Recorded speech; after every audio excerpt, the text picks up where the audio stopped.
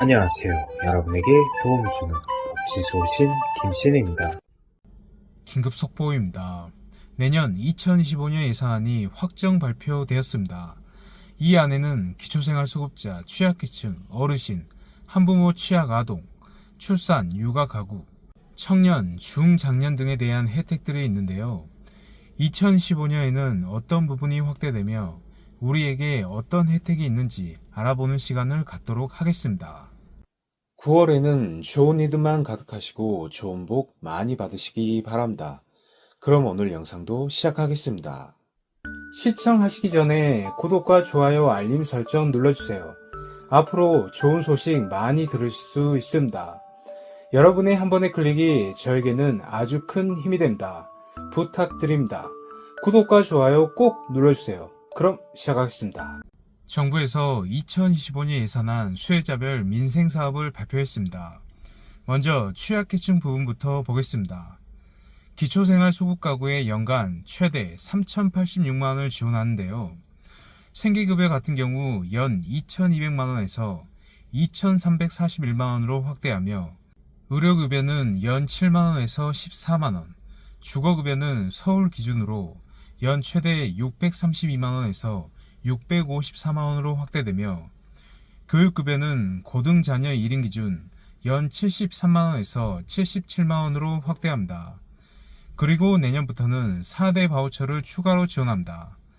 농식품 바우처 같은 경우 4인 가구 기준으로 월 10만원으로 지원하며 에너지 바우처는 동절기 31만 4천원, 하절기에는 5만 3천원, 통합문화 이용권 같은 경우 기초생활수급자에게 지급하는 문화누리카드는 내년부터 14만원으로 확대 지원합니다. 스포츠 강좌 이용권은 현재 10만원을 지원하는데 내년부터는 10만 5천원으로 확대 지원합니다. 어르신 같은 경우 사회활동을 원하시는 어르신은 노인 일자리 103만 개에서 최대 110만 개로 확대 지원합니다. 민간형 일자리 같은 경우 23만 5천 개로 확대하며 사회 서비스형 일자리는 17만 1천 개로 확대하며 월 76만 1천원을 지급합니다. 공익형 일자리는 69만 2천 개로 확대하며 월 29만원을 지급합니다. 그리고 일상생활의 활력을 원하는 어르신들에게도 지원하는데요. 노인 전용 평생교육 바우처가 신설되며 연 35만원의 바우처를 지원합니다. 그리고 어르신들을 위한 고령자 복지주택은 월세 5만원에도 거주할 수 있습니다.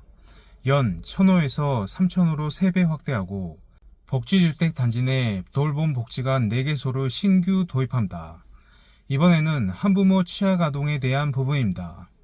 양육비를 받지 못한 한부모에 대해 국가가 양육비를 연 240만원 선 지급합니다. 그리고 경제적으로 어려운 한부모에게 아동 양육비 연 252만원에서 276만원으로 상향됩니다. 다음 출산 육아가구 부분입니다.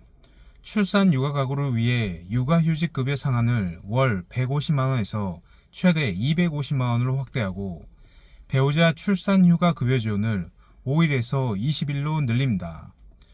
육아기 근로시간 단축급여는 월 200만원에서 월 220만원으로 확대하며 육아휴직 동료 업무분担지원금을 월 20만원 신규로 지원합니다. 그리고 신혼부부 신생아 다자녀 특별공급을 4만 2천원에서 4만 7천원으로 늘리고 대출의 경우 신생아 특례 소득 요건은 1억 3천만원에서 2억 5천만원으로 늘리고 추가 자녀당 우대금리는 0.2에서 0.4로 상향됩니다. 다자녀 가구 혜택도 늘립니다. 전기차 구매 보조금은 기본 300만원에서 2자녀 가구에 추가 100만원, 3자녀에게는 200만원, 4자녀에게는 300만원 등으로 확대합니다. K패스 할인율은 일반 20%에서 2자녀 30%, 3자녀 이상 50%로 확대 할인합니다. 다음 청년입니다.